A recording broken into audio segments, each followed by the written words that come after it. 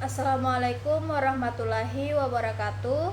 Perkenalkan, nama saya Woode Meliana Dita Basri dengan NPM 0322011151. Baik, di sini saya akan menjelaskan 6 materi, yaitu tentang kongruensi linear, teorema sisa Cina, teorema Fermat, teorema Wilson, fungsi bilangan teoretik, dan akar primitif dan indeks.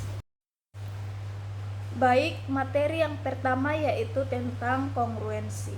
Pengertian kekongruenan dan kesebangunan memang terlihat mirip, namun juga memiliki beberapa perbedaan. Pengertian kongruen adalah istilah yang digunakan untuk menyatakan dua objek bangun datar yang sama persis, baik secara ukuran, sudut, ataupun sifat. Sebagai contoh, dua buah segitiga baru bisa dikatakan kongruen jika memiliki sisi-sisi yang bersesuaian sama panjang dan sudut-sudut yang bersesuaian sama besar sehingga memiliki ukuran yang sama persis. Dalam matematika, tanda kongruen dilambangkan dengan simbol yang disebut tanda sama dengan garis tanda. Tanda ini artinya bahwa dua objek tersebut memiliki kesamaan yang sama persis. Penerapan kongruen dalam kehidupan sehari-hari adalah saat membuat jendela atau pintu rumah. Lubang jendela harus kongruen dengan daun jendela sehingga daun jendela dapat terpasang dengan tepat dan rapi. Pengertian kesebangunan adalah istilah yang digunakan bila dua objek tersebut memiliki proporsi yang mirip satu sama lain. Jika dua bangun memiliki bentuk yang sama dengan ukuran yang berbeda-beda, maka dapat dikatakan sebangun. Jika menggunakan contoh segitiga, maka segitiga yang sebangun memiliki sudut dengan besaran yang sama. Dari ketiga sisinya bersesuaian dengan perbandingan yang sama. Dalam matematika, kesebangunan ditandai dengan simbol yang dibaca sebagai sebangun dengan. Tanda ini menunjukkan kalau dua objek tersebut merupakan objek yang sebangun.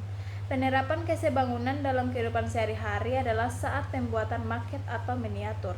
Biasanya miniatur dibuat dengan perbandingan skala yang lebih kecil, misalnya maket 1 dibanding 16 atau 1 dibanding 100 dari ukuran aslinya. Perbedaan kekongruenan dan kesebangunan yaitu bisa dilihat pada panjang sisi dua objek yang dibandingkan. Dua buah objek atau bangun dapat dikatakan kongruen kalau sisi-sisi yang bersesuaian memiliki panjang yang sama. Sedangkan objek atau bangun dikatakan sebangun jika sisi-sisi yang bersesuaian memiliki perbandingan yang sama besar. Sehingga dapat disimpulkan kalau dalam teori kekongruenan dan kesebangunan, setiap objek yang kongruen sudah pasti sebangun, namun objek yang sebangun belum tentu kongruen. Syarat-syarat kekongruenan. Untuk mengetahui apakah dua buah bangun kongruen sebenarnya sangat mudah. Kamu hanya perlu menumpuk dua bangun tersebut satu sama lain. Jika kedua bangun tersebut saling menutupi, maka benda tersebut dapat dikatakan kongruen.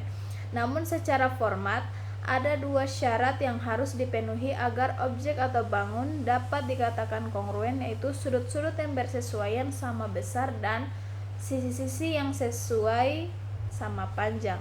Agar lebih jelas, perhatikan gambar berikut ini. Sudut-sudut yang bersesuaian sama besar. Kalau mengacu dari gambar di atas, segitiga PQR dan segitiga XYZ memiliki sudut-sudut yang bersesuaian sama besar, yaitu sudut P sama dengan sudut X,